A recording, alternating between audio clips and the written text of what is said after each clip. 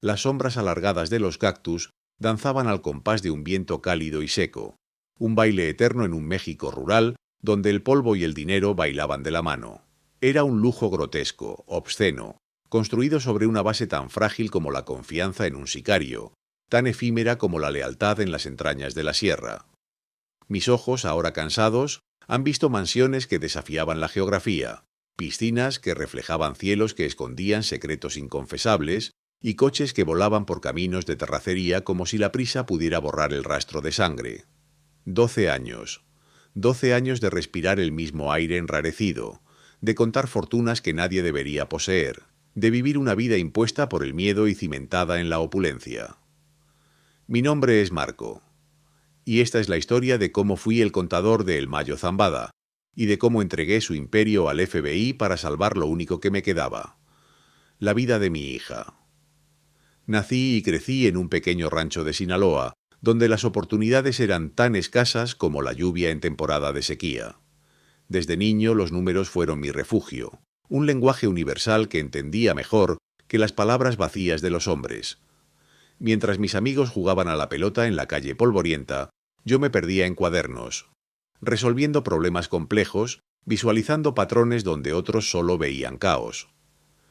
Mi mente era una calculadora viviente, rápida, precisa, sedienta de exactitud. Soñaba con una vida sencilla, un pequeño negocio, quizás una contabilidad de barrio, donde pudiera ofrecer un futuro digno a la familia que algún día formaría. Quería romper el ciclo de miseria que había marcado a mi gente por generaciones. Mi padre, un campesino curtido por el sol, me veía con una mezcla de orgullo y preocupación. Sabía que mi talento era una bendición, pero en estas tierras un talento así podía ser también una maldición. La escasez, sin embargo, es una fuerza poderosa. Cuando mi esposa Elena quedó embarazada de Sofía, la necesidad se volvió un veneno que corría por mis venas. La pequeña granja de mi padre ya no producía suficiente, y mi modesto empleo como asistente de contable apenas alcanzaba para alimentar a una boca, mucho menos a 3. La noche en que Sofía nació, su llanto no era solo el de un recién nacido, era un imperativo, una exigencia silenciosa de un futuro que yo no sabía cómo garantizar. Fue entonces cuando la oferta llegó. No fue una invitación, sino una imposición, sutil al principio, irresistible al final. Los hombres de El Mayo no preguntaban, informaban. Un día, un vehículo blindado, impoluto y silencioso, se detuvo frente a mi humilde casa. Bajaron 2 hombres, trajes impecables, miradas vacías. Habían oído hablar de mis habilidades con los números, de mi discreción, de mi necesidad. «El patrón lo necesita, Marco», dijo uno, con una voz que no dejaba lugar a réplica. En ese momento no vi el abismo, vi el puente, vi la promesa de medicinas para Sofía, de comida en la mesa, de un techo digno. Ingenuo pensé que podría mantenerlo separado, que mis manos podrían contar el dinero sucio sin manchar mi alma. Grave error, el más grande de mi vida. Mi ascenso fue vertiginoso. En el mundo del cártel, la lealtad era un concepto maleable, pero la eficiencia era oro puro. Yo era eficiente. Mis cálculos eran impecables, mis registros perfectos. En un universo de caos financiero yo era el orden. El dinero fluía como un río embravecido, millones, miles de millones, cifras que hacían girar la cabeza. Yo era el cerebro detrás de la logística financiera, el arquitecto de las redes de blanqueo que se extendían por el continente. Utilicé mi talento para crear estructuras tan complejas que ni los bancos más sofisticados podían desentrañar. El Mayo, un hombre de pocas palabras y ojos que lo veían todo, reconoció mi valor. Me concedió una confianza que pocos tenían, acceso a información que mataría a cualquiera que no fuera yo. Mi honestidad, paradójicamente, fue mi mayor activo dentro de esa organización, deshonesta. Nunca robé un centavo, nunca desvié una cifra. Mi lealtad era a la tarea, a los números. Eso me hizo indispensable. Los lujos llegaron sin pedirlos, una casa en la ciudad, seguridad privada, coches de alta gama, acceso a lo que quisiera. Elena y Sofía vivían una vida que ni en mis sueños más salvajes había imaginado. Pero cada moneda tiene 2 caras. La opulencia y la seguridad de mi familia eran una jaula dorada. Cada billete que contaba, cada transacción que registraba, pesaba sobre mi conciencia como una lápida. Por un lado veía la sonrisa feliz de Sofía, su crecimiento en un hogar lleno de comodidades, y sentía un alivio inmenso por haberla sacado de la miseria. Por el otro, la sangre de inocentes manchaba cada uno de esos billetes, cada uno de esos bienes. El miedo se convirtió en mi compañero constante, un susurro frío que me advertía en el oído. ¿Cuánto tiempo duraría esto? ¿Cuándo vendría la factura? Esa dualidad me estaba destrozando. En las mañanas era un empresario exitoso, un pilar de la comunidad, un padre amoroso. En las noches era el fantasma de El Mayo, moviendo en secreto los hilos de un imperio criminal. La idea de que mi familia pudiera pagar el precio de mis decisiones me carcomía por dentro. Sentía el peso de mi pacto con el diablo. Había salvado a mi familia de la pobreza, sí, pero los había condenado a vivir bajo una espada de Damocles que pendía sobre nuestras cabezas. Cada día era una cuerda más tensa, una respiración más contenida. Sabía que este camino no podía terminar bien. La pregunta no era si caería, sino cuándo, y si arrastraría a mi familia conmigo. Amigos, si esta historia los tiene al borde del asiento, si quieren saber cómo. Marco, el contador de El Mayo, encontró la fuerza para desafiar al cártel más poderoso de México para salvar a su hija. No se pierdan los próximos capítulos. Suscríbanse al canal, activen la campanita para no perderse nada de esta impactante revelación. Lo que viene a continuación es la historia de una jaula dorada y un secreto que lo cambiaría todo. La vida bajo el manto de El Mayo era un intrincado baile de sombras y apariencias. Marco se había convertido en un maestro de la disimulación, un hombre con dos existencias paralelas, cada una tan exigente como la otra. Su rutina diaria era una meticulosa coreografía de engaños.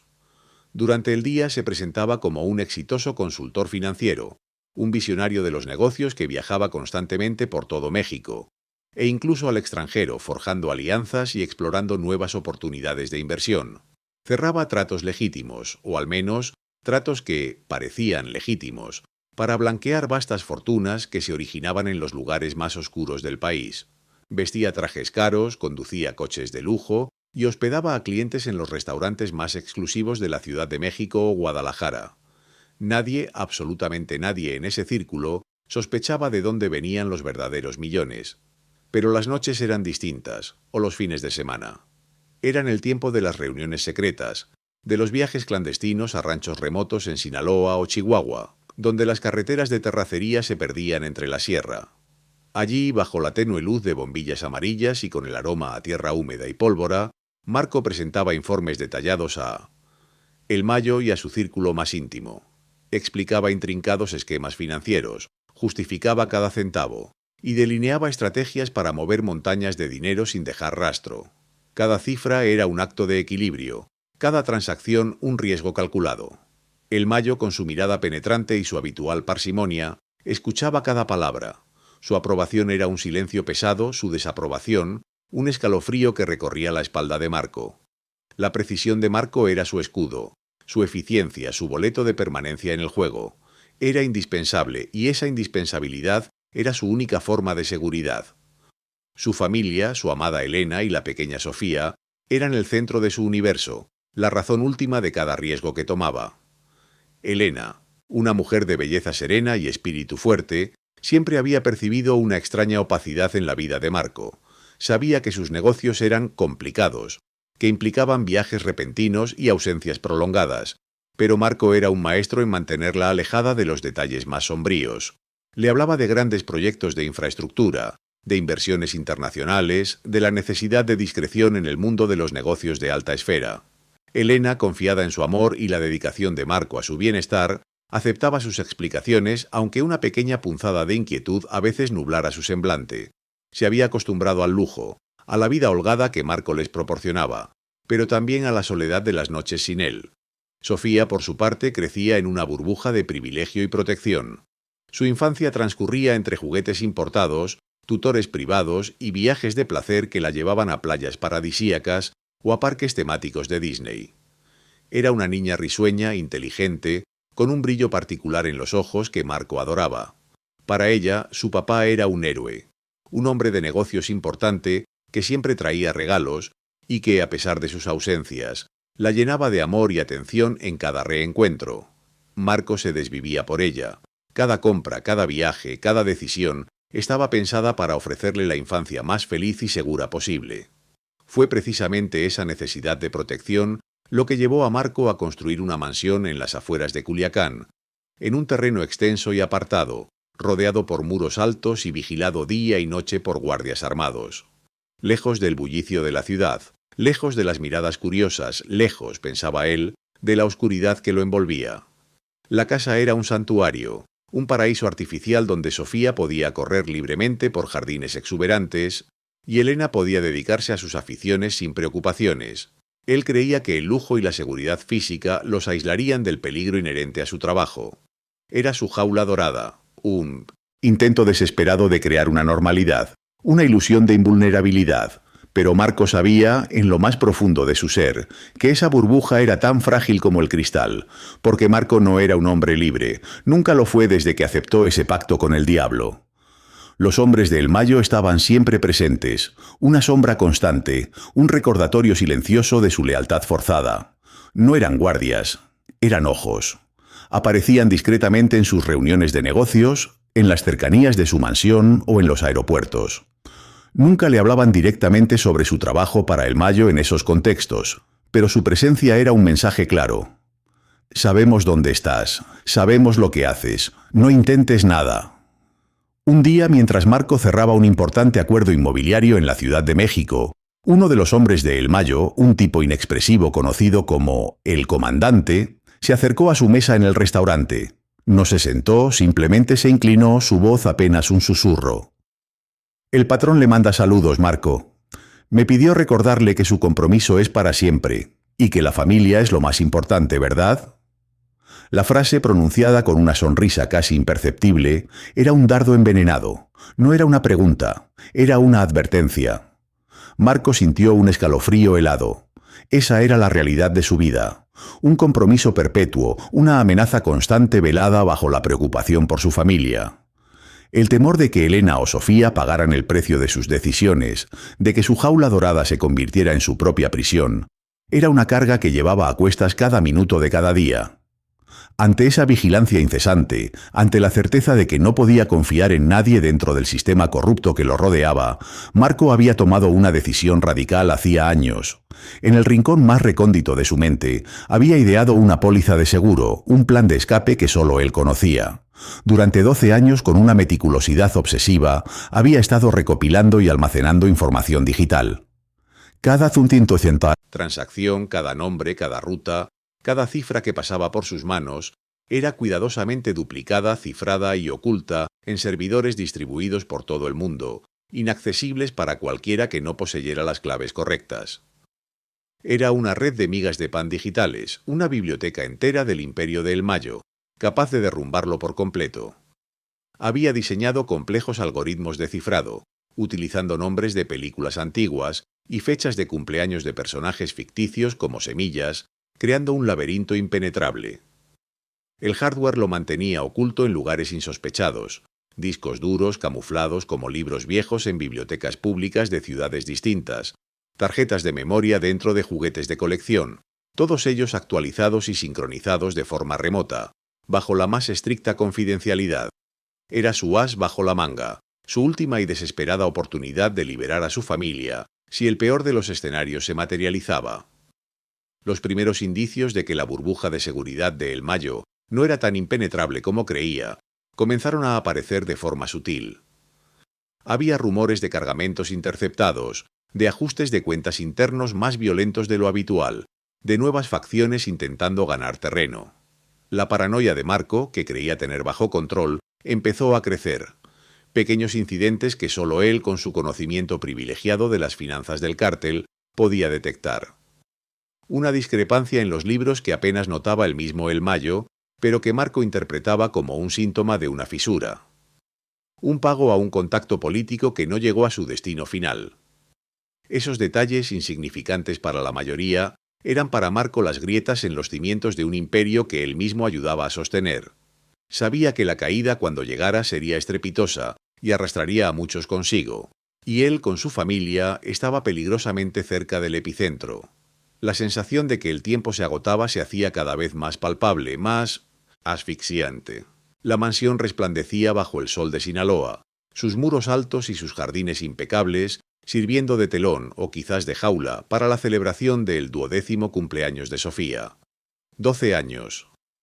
12 años desde que Marco había entrado en ese pacto tácito. 12 años de una vida de lujos y constante terror. La alegría de su hija, sus risas al soplar las velas de un pastel extravagante, eran un bálsamo efímero contra la creciente sensación de asfixia que sentía. Elena, su esposa, irradiaba felicidad genuina, ajena a la verdadera naturaleza de la sombra que se cernía sobre su familia. Marco la observaba, notando una arruga de preocupación permanente grabada entre sus cejas, una huella que él sabía sin duda era obra suya. La había amado desde el primer momento, y verla envejecer con esa preocupación latente le taladraba el alma. Esa noche el presentimiento se hizo insoportable. Un escalofrío helado ajeno al calor sofocante de la noche mexicana recorrió su espalda. Había demasiada tranquilidad, una calma que presagiaba la tormenta perfecta.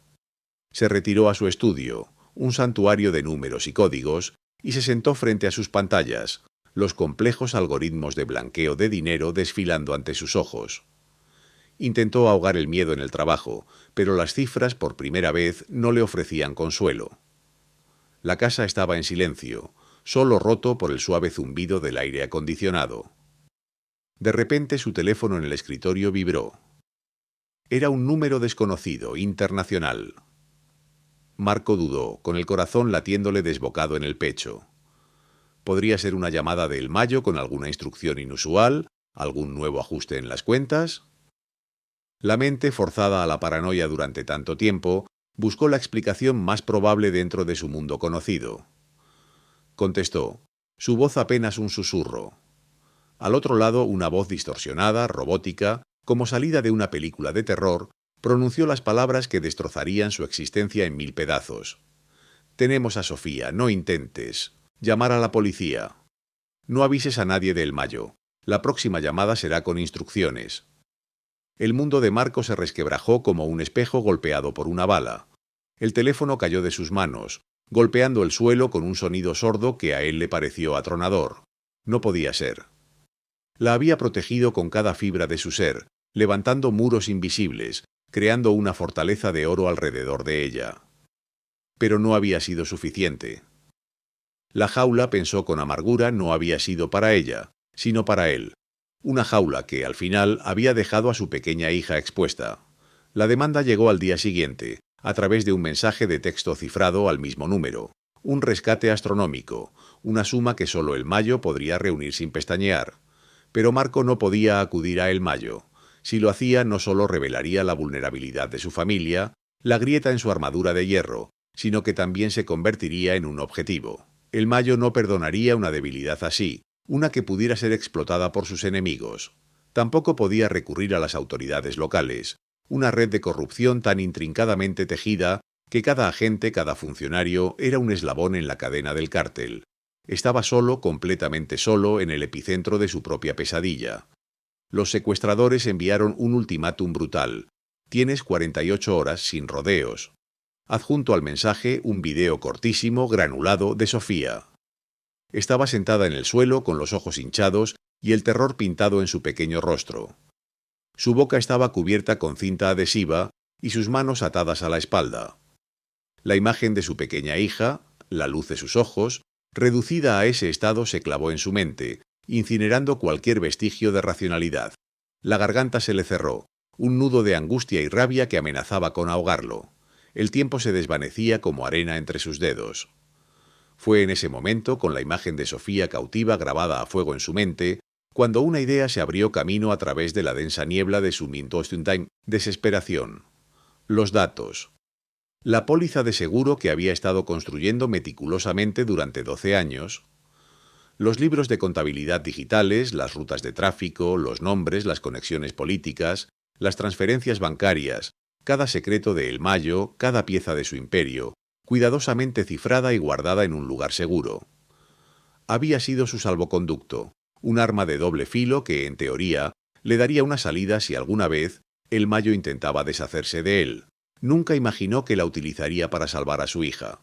Se dio cuenta de que la única manera de salvar a Sofía era romper su acuerdo silencioso con El Mayo, traicionar la confianza del hombre que le había dado todo y buscar ayuda externa. No había otra opción. El FBI.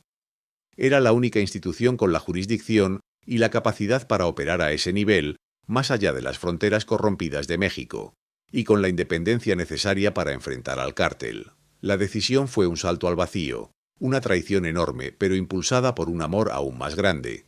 Sabía que si cruzaba esa línea no habría vuelta atrás. Su vida, tal como la conocía, terminaría, pero su hija era lo único que importaba. La vida de Sofía valía más que cualquier pacto, más que cualquier imperio. La guerra había comenzado y Marco, el contador silencioso, estaba a punto de convertirse en un guerrero desesperado. La decisión de acudir al FBI se gestó en el abismo de su desesperación, pero implementarla fue un desafío titánico, envuelto en una paranoia asfixiante. Marco se movía como una sombra, cada paso calculado, cada mirada observada. Su teléfono, un dispositivo quemado, comprado ilegalmente y nunca conectado a su identidad real, era su única ventana al mundo exterior. Por semanas había cultivado contactos clandestinos en foros oscuros de la red profunda, buscando una conexión, un hilo de Ariadna que lo llevara a ese punto de contacto sagrado y temido, la Oficina Federal de Investigaciones. No podía permitirse un paso en falso. Los hombres de El Mayo, aunque no sospechaban de su lealtad, tenían ojos y oídos por todas partes. Cualquier anomalía, cualquier movimiento fuera de lo común, podría desatar una tormenta letal. Finalmente, a través de una serie de mensajes encriptados y túneles de comunicación anónimos, logró establecer un primer contacto. Un nombre: Agente Ramos. Un punto de encuentro: una cafetería en una ciudad fronteriza. Un lugar anónimo y ruidoso, elegido por Marco por su capacidad para diluir cualquier observación. El pánico lo roía por dentro, un miedo frío que le erizaba la piel. ¿Estaría siendo seguido? ¿Sería este un truco, una trampa de un cártel rival, o incluso del mismo El Mayo, probando su lealtad? Cada rostro en la cafetería parecía albergar un secreto, cada sombra parecía acechar. Cuando el agente Ramos apareció, Marco casi no lo reconoció. No era el estereotipo de agente robusto y de mandíbula cuadrada. Ramos era un hombre de mediana estatura, con gafas que le daban un aire académico y una expresión de cansancio que Marco entendió de inmediato. El saludo fue breve, tenso. Ramos, con una voz tranquila y metódica, le lanzó la primera andanada de escepticismo. ¿Así que usted es el contador de Zambada?, preguntó con un tono que dejaba entrever una incredulidad profunda. Y dice que tiene información que puede derribarlo. ¿Por qué ahora? Y por 1932 que confiar en usted. Marco tragó saliva. El nudo en su garganta se apretó. Había anticipado esto. Sabía que su historia era digna de una novela de espías. Mi hija Sofía ha sido secuestrada, espetó Marco, su voz apenas un susurro rasposo, cargada de una desesperación tangible. Los secuestradores no son de El Mayo. Exigen un rescate que no puedo pagar sin levantar sospechas. El Mayo me mataría por esta debilidad si se enterara. No puedo ir con las autoridades de aquí. Ustedes son mi última esperanza. El agente Ramos lo observó detenidamente, sus ojos penetrantes explorando cada fibra de la desesperación de Marco. La historia era inverosímil, sí, pero la angustia en los ojos de Marco era innegable. Necesito pruebas, dijo Ramos sin rodeos. Pruebas irrefutables, no solo palabras. Fue entonces cuando Marco sacó su as bajo la manga. No las pruebas completas, no aún, sino una fracción, un adelanto, un aperitivo del tesoro de información que poseía. Una pequeña unidad USB cifrada con un algoritmo que solo él conocía. Le dio a Ramos una clave de acceso temporal, una muestra cuidadosamente seleccionada, un par de nombres clave, números de cuenta en paraísos fiscales y una ruta de tráfico específica con fechas y cantidades que se alinearían con inteligencia ya existente del FBI. Ramos se llevó la unidad, una chispa de interés encendiéndose en sus ojos antes de volverse a ocultar tras su fachada de escepticismo. Volveré a contactarlo. Fue todo lo que dijo antes de desaparecer entre la multitud. La espera fue un tormento. Cada minuto era una eternidad, cada hora un siglo. Las 48 horas impuestas por los secuestradores estaban a punto de expirar. Marco, recluido en un motel barato en las afueras, se consumía en la agonía. Elena lo llamaba, su voz llena de preocupación por su comportamiento errático, por su ausencia. Marco inventaba excusas, viajes de negocios urgentes, reuniones con inversionistas. Las mentiras se convertían en una segunda piel, pero la culpa y el miedo seguían ahí, una herida abierta que no dejaba de sangrar. Justo cuando la esperanza amenazaba con abandonarlo por completo, el teléfono quemado vibró. Era Ramos. Su voz era diferente ahora, con un matiz de urgencia y una pizca de respeto. La información es sólida, dijo. Hemos verificado algunos puntos. Es impresionante.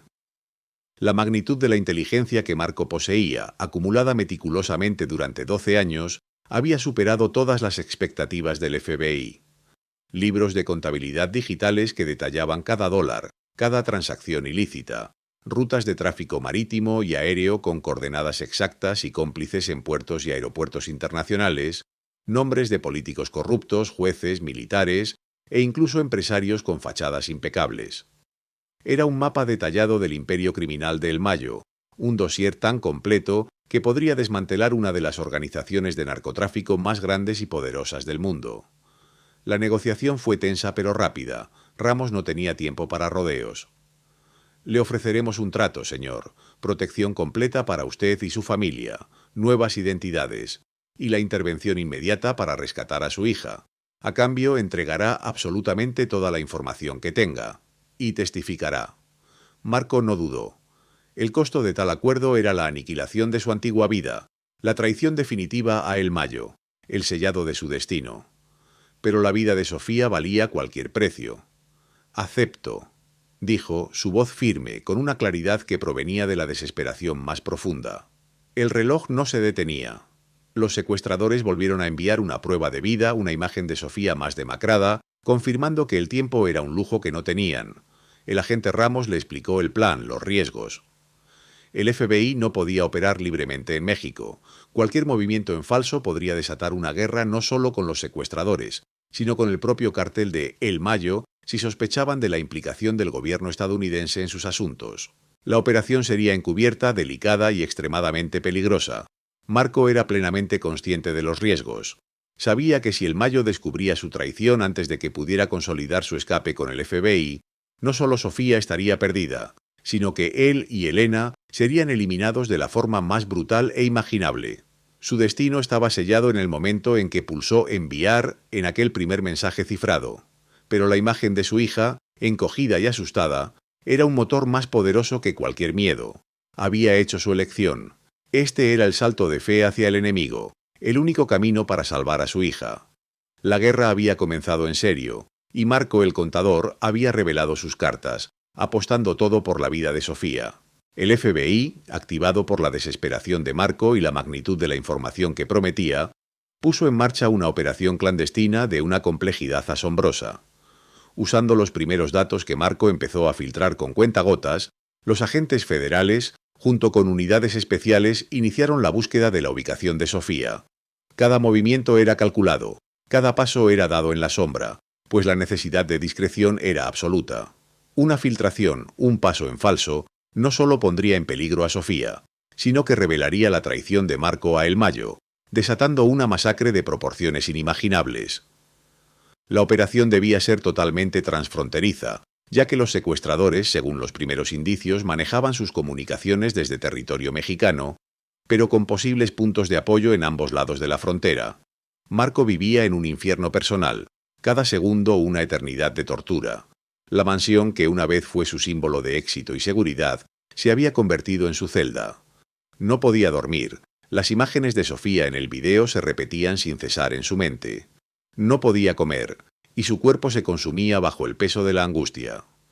Elena, su esposa, lo miraba con una preocupación creciente, sin comprender la verdadera dimensión del abismo en el que se había sumido. Él le decía que eran problemas de negocios, aunque su voz apenas era un susurro, y sus ojos delataban una desesperación más profunda que cualquier crisis financiera. Ella sentía el cambio, la sombra que lo envolvía, pero Marco era un muro inquebrantable de secretos, incluso para ella, para protegerla de la monstruosa verdad. La operación de rescate, como era de esperar, encontró obstáculos inesperados a cada vuelta del camino. La corrupción era un cáncer que había metastatizado en todos los niveles de las autoridades locales mexicanas.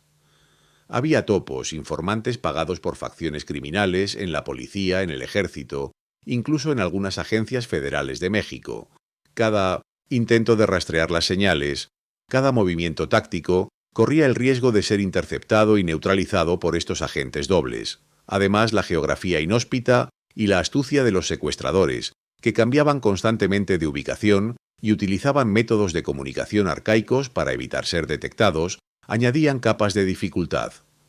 Los días se acumulaban y con cada amanecer el corazón de Marco se encogía un poco más. Mientras tanto, en su propio imperio de sombras, el Mayo empezaba a sospechar. Pequeños movimientos inusuales en las cuentas clave, un retraso inexplicable en una transferencia, una discrepancia en un informe que solo un ojo tan entrenado como el suyo podría detectar. Eran señales, susurros apenas audibles, de que algo no estaba bien en el corazón de su vasta red financiera. Marco tenía que mantener una fachada de normalidad, seguir enviando los informes habituales, asistir a las reuniones clandestinas, sonreír y asentir, mientras por dentro su mundo se incendiaba. La presión era insoportable, sabiendo que un error, una mirada fuera de lugar, podría costarles la vida a él y a su familia. La cuerda que lo sostenía se tensaba hasta el punto de ruptura. En medio de todo este caos, el agente Ramos se convirtió en el único ancla de Marco con la realidad exterior, su única esperanza. Ramos, a pesar de su escepticismo inicial, había demostrado ser un hombre de palabra y una formidable fuerza de voluntad. Era el único que comprendía la urgencia, la magnitud del riesgo y la desesperación del padre. Cada llamada cifrada, cada mensaje secreto, era la línea de vida de Marco. El agente, con su voz calmada pero firme, le transmitía actualizaciones, le pedía paciencia, le aseguraba que estaban cerca. Se había forjado un vínculo extraño entre ellos, una alianza improbable entre un contador del cártel y un agente federal, unidos por la vida de una niña inocente. Ramos, a miles de kilómetros de distancia, se estaba jugando su carrera y su reputación, confiando ciegamente en la palabra de un hombre que había vivido una década en las entrañas del crimen organizado. Un giro inesperado añadió una capa aún más oscura y compleja a la ya de por sí intrincada operación.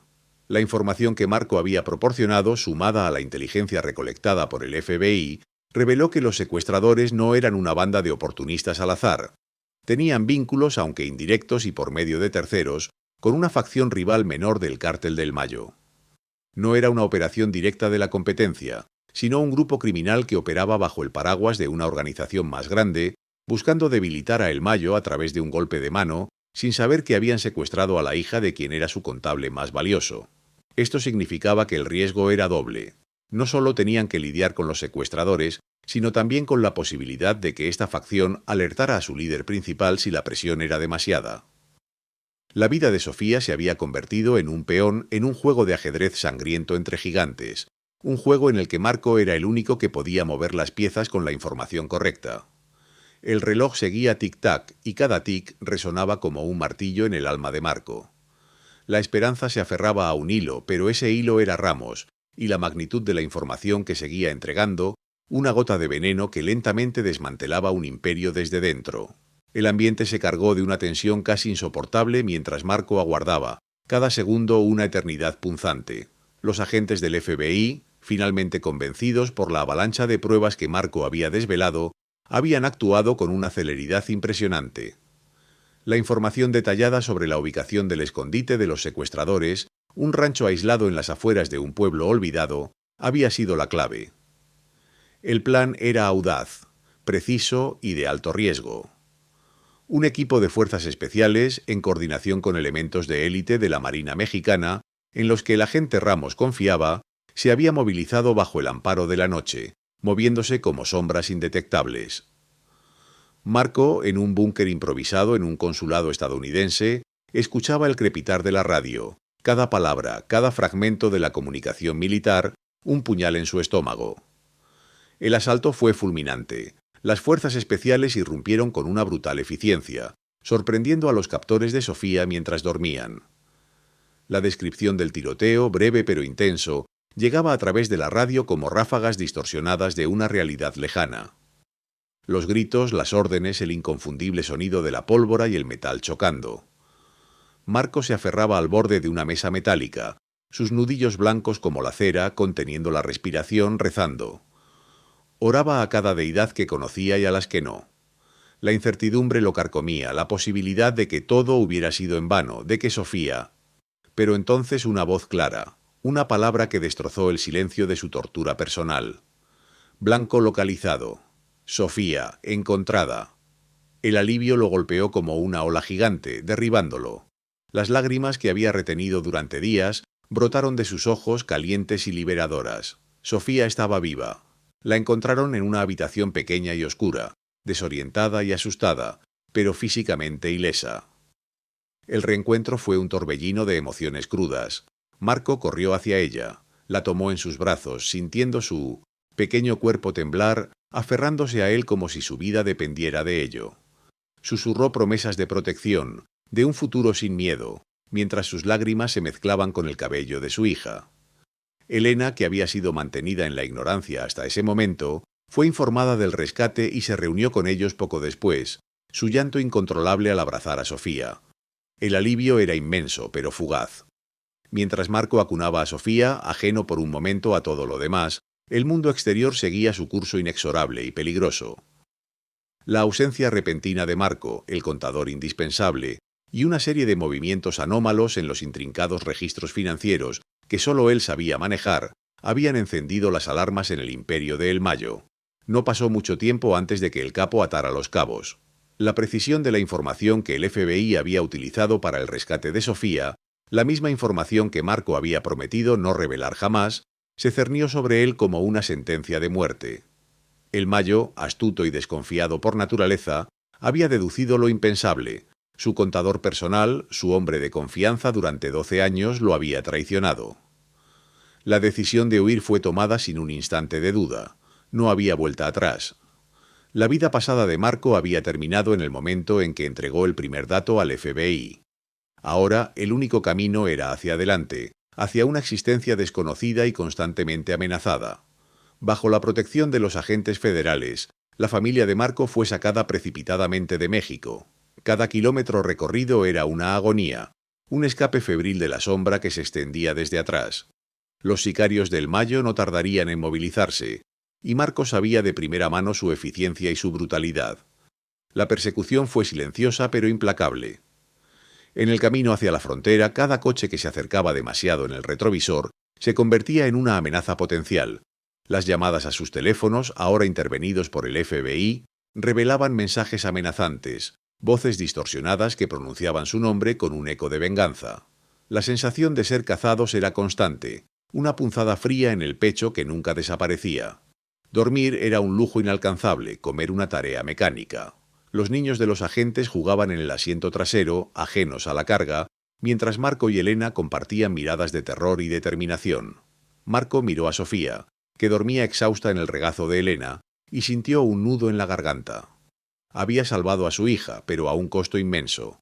Había destruido su vida anterior, la fachada de normalidad que había construido, aunque frágil, para su familia. Había quemado todos los puentes, no solo con el Mayo, sino con su país, con su identidad. Sabía, con una certeza dolorosa, que la amenaza del cártel los seguiría a donde quiera que fueran, una sombra perpetua sobre sus nuevas identidades. El sacrificio había sido total, irreversible, pero al ver la respiración tranquila de Sofía, la pequeña manita que se aferraba a un oso de peluche, Marco supo también que había valido la pena. Cada dolor, cada miedo, cada traición. Su pequeña estaba a salvo. Y eso en su corazón destrozado era lo único que importaba. La guerra comenzaba de nuevo, pero esta vez él estaba del lado de la luz, aunque la oscuridad lo persiguiera. El programa de protección de testigos en Estados Unidos se convirtió en su nueva y extraña realidad. Del lujo ostentoso y las mansiones vigiladas de México, Marco, Elena y Sofía fueron trasladados a una vida de anonimato, donde cada detalle de su existencia pasada fue meticulosamente borrado. Sus nombres, sus historias, sus recuerdos públicos, todo fue incinerado y reemplazado por una identidad fabricada. Marco, el brillante contador que había manejado fortunas ilícitas, ahora era un hombre sin pasado, con un historial laboral inventado y una nueva fecha de nacimiento. Elena dejó de ser la esposa de un empresario exitoso para convertirse en una ama de casa en un suburbio genérico. Sofía, la niña privilegiada que había vivido en una burbuja de oro, era ahora una más entre los millones de niños estadounidenses, con un trauma que la acompañaría invisible, La adaptación fue brutal. Marco recordó los primeros días en su nueva casa, una vivienda modesta que contrastaba dolorosamente con la opulencia a la que estaban acostumbrados. Las ventanas con cortinas pesadas, la vigilancia constante del FBI a distancia, el miedo a que cualquier rostro desconocido pudiera ser un sicario de El Mayo. La libertad que habían ganado venía con el precio de un encierro silencioso. No podían hablar con viejos amigos, ni visitar lugares conocidos. Cada vez que Sofía preguntaba por su escuela o sus juguetes, Elena y Marco tenían que inventar historias, protegerla de la cruda verdad de su desarraigo. La colaboración de Marco con el FBI fue intensa y exhaustiva. Durante meses pasó horas interminables frente a pantallas, desgranando cada cifra, cada transacción, cada ruta de contrabando que había memorizado y registrado en sus archivos cifrados. Su testimonio se convirtió en el pilar de una operación internacional masiva. No solo entregó los nombres de los lugartenientes del Mayo, sino que reveló la intrincada red de políticos corruptos, empresarios legítimos y contactos bancarios que permitían al cártel operar con tanta impunidad. Fue un trabajo agotador, una inmersión dolorosa en el mismo pantano del que había escapado. Pero Marco lo hizo con una determinación férrea. Cada nombre que pronunciaba, cada mapa que señalaba, era una forma de asegurar el futuro de Sofía. Era su penitencia y su venganza silenciosa. Los frutos de su valentía no tardaron en manifestarse. Las noticias llegaban a través de sus contactos del FBI, a menudo en titulares codificados para su seguridad. Se hablaba de arrestos significativos, de incautaciones históricas de drogas y bienes, de un golpe devastador a una organización criminal transnacional. Aunque el nombre de El Mayo Zambada rara vez se mencionaba directamente en las noticias que llegaban a sus oídos, Marco sabía que su información estaba desmantelando los cimientos del imperio que él mismo había ayudado a construir. No era una caída total, los cárteles eran como hidras, pero era un daño considerable, un golpe a su infraestructura que lo debilitaría por años. Sentía una extraña mezcla de orgullo y tristeza al presenciar el desmoronamiento de lo que había sido su vida. Pero la seguridad provisional no podía borrar la carga emocional. Elena, quien durante años había vivido en un limbo de ignorancia y sospecha, ahora cargaba con el peso de la verdad. La revelación de que Marco había sido el contador de un capo de la droga, la razón real detrás de su riqueza y sus constantes ausencias, la sumió en una profunda crisis. Las noches estaban llenas de discusiones a media voz, de reproches velados y de un dolor que solo el tiempo y la comprensión mutua podrían sanar. El secuestro de Sofía había sido un detonante, pero la verdad desenterrada era un veneno lento. Sofía, por su parte, aunque físicamente ilesa, había cambiado. Las risas espontáneas eran más raras, las pesadillas frecuentes. Un ruido fuerte la hacía sobresaltarse, y siempre prefería la compañía de sus padres, temerosa de un mundo exterior que había demostrado ser brutal. Necesitaba terapia, un proceso largo y arduo para sanar las heridas invisibles de su cautiverio. El miedo persistente era su compañero constante, a pesar de los agentes que patrullaban discretamente su vecindario y las medidas de seguridad extremas, la sombra de El Mayo no desaparecía. Marco sabía que un hombre como él no olvidaba una traición. Cada coche desconocido que pasaba 2 veces por su calle, cada llamada equivocada, cada noticia de un ajuste de cuentas en México, reavivaba la paranoia. Vivían con una cautela constante, una parte de su mente siempre alerta, siempre buscando señales de peligro. Era una libertad vigilada, una vida en el filo de la navaja. En los momentos de soledad, a menudo durante las noches de insomnio, Marco se hacía la pregunta que lo carcomía. ¿Hizo lo correcto? ¿Valía la pena el sacrificio de su antigua vida, la constante amenaza, el trauma de su familia por la seguridad de su hija? La respuesta, aunque dolorosa, siempre era la misma. Sí. Un sí rotundo, un sí innegable. Ver a Sofía sonreír, aunque fuera con una sonrisa más contenida, escuchar su risa, aunque fuera más rara, era su única razón de ser. El miedo era inmenso, la pérdida de su identidad insuperable, pero la vida de Sofía, su integridad, era su brújula. La había salvado de las garras de un mal que él había contribuido a alimentar. Su decisión fue un acto desesperado, egoísta en su origen por salvar a los suyos, pero con consecuencias que habían resquebrajado un imperio criminal. Era un sí doloroso, lleno de arrepentimiento por el camino recorrido, pero también cargado de la inquebrantable certeza de que no había otra forma de redención para un hombre que había caminado con el diablo durante 12 largos años. El precio había sido su alma antigua, pero a cambio había recuperado la de su hija. Años después, la vida de Marco y su familia se había transformado en una delicada danza entre la normalidad anhelada y la vigilancia constante. En un suburbio anónimo de una ciudad estadounidense igualmente anónima, se esforzaban por construir la existencia que les había sido arrebatada. Sofía, ahora una adolescente, había crecido con la cicatriz silenciosa de su secuestro. Aunque los recuerdos más vívidos se habían desvanecido en la neblina de la infancia, una sombra de aprensión la acompañaba. Una renuencia a la aventura, una hipervigilancia en los espacios abiertos, una preferencia por la seguridad de su hogar. Intentaba ser como las demás chicas, sumergirse en los dramas adolescentes y las redes sociales, pero una parte de ella siempre miraba por encima del hombro, una lección aprendida demasiado pronto sobre la fragilidad del mundo. Marco y Elena, por su parte, habían envejecido no solo en años, sino en experiencias. Las líneas de preocupación se habían profundizado alrededor de sus ojos, un testimonio silencioso de las noches en vela y los temores persistentes. Habían aprendido a vivir con nuevas identidades, a responder a nombres que no eran los suyos, a contar historias inventadas sobre su pasado que se habían vuelto tan reales como sus propios recuerdos. La espontaneidad era un lujo que no podían permitirse. Cada movimiento, cada palabra, cada decisión era calculada para mantener la burbuja de anonimato que el programa de protección les ofrecía. Sin embargo, en los momentos de calma, cuando el mundo exterior se silenciaba, sus miradas se cruzaban, llenas de un entendimiento tácito del enorme sacrificio que habían hecho. Marco reflexionaba a menudo sobre el camino que lo había llevado hasta allí. La pobreza de su niñez, la ambición desmedida por sacar a su familia adelante, la tentación de la riqueza fácil que ofrecía el Mayo. Recordaba la euforia inicial del poder, el brillo engañoso del dinero ilícito, la sensación de ser indispensable, pero todo había sido una ilusión, una jaula dorada que terminó por convertirse en su propia celda. La verdadera libertad, se dio cuenta, no residía en las mansiones o en las cuentas bancarias abultadas, sino en la capacidad de mirar a su hija a los ojos, sabiendo que había hecho todo lo posible por protegerla. El engaño de la riqueza fácil, el espejismo de una vida sin preocupaciones, se había desvanecido para revelar su verdadero costo, la pérdida de la inocencia, la constante amenaza, la erosión de su propia identidad.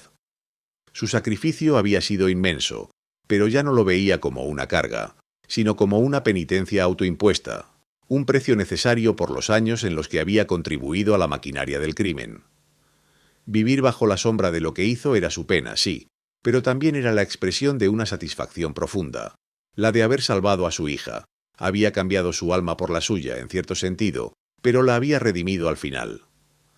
La suya era una condena, un exilio autoimpuesto, pero era una condena que traía consigo una paz particular, la de un hombre que había enfrentado a sus demonios y había salido en cierto modo victorioso. A pesar de las cicatrices visibles e invisibles, la adversidad había forjado un vínculo inquebrantable en su pequeña familia. La experiencia, traumática y transformadora, los había unido de una manera que pocas familias llegan a experimentar. Elena, al conocer la verdad sobre la vida secreta de Marco y la brutalidad de su pasado, había pasado por un periodo de shock y resentimiento, pero el amor por su hija y la profunda piedad por el tormento de su esposo la habían llevado a perdonar, a entender.